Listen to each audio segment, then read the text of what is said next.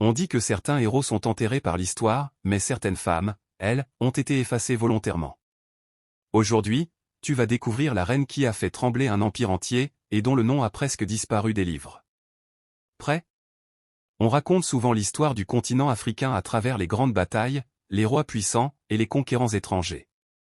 Mais ce qu'on oublie de dire, c'est qu'avant tout cela, une femme régnait avec une force si incroyable que même les chroniqueurs ennemis la décrivaient avec crainte. Son nom? Nzinga, reine du Ndongo et du Matamba. Une femme que l'histoire officielle a tenté de faire disparaître, parce que son pouvoir dérangeait. Nzinga n'est pas née pour être reine. Elle est née pour survivre. Dans son enfance, elle voit son peuple écrasé par les ambitions portugaises. Elle voit les terres brûlées, les hommes déportés, les familles déchirées. Mais au lieu de fuir, elle observe, elle apprend, elle attend. À 36 ans, elle est envoyée négocier avec les Portugais. Voici la scène. Les envoyés du roi refusent de lui offrir une chaise, pour l'humilier. Alors, devant toute la salle, elle appelle l'un de ses serviteurs. Il se met à quatre pattes. Elle s'assoit sur son dos, et commence la négociation. Ce jour-là, elle ne leur a pas seulement répondu. Elle leur a montré qu'elle ne se soumettrait jamais. Quand les Portugais trahissent les accords, Nzinga n'hésite pas. Elle devient une reine guerrière. Elle monte à cheval, dirige ses troupes, choisit ses stratégies, mène les batailles. Et surtout, elle gagne.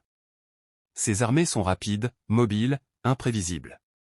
Elle libère des centaines de captifs et perturbe complètement la traite esclavagiste. Elle devient l'ennemi la plus redoutée de leur empire en Afrique. Nzinga comprend vite que la force seule ne suffit pas. Elle crée alors des alliances stratégiques, forme une coalition de royaumes, et utilise la diplomatie comme arme silencieuse.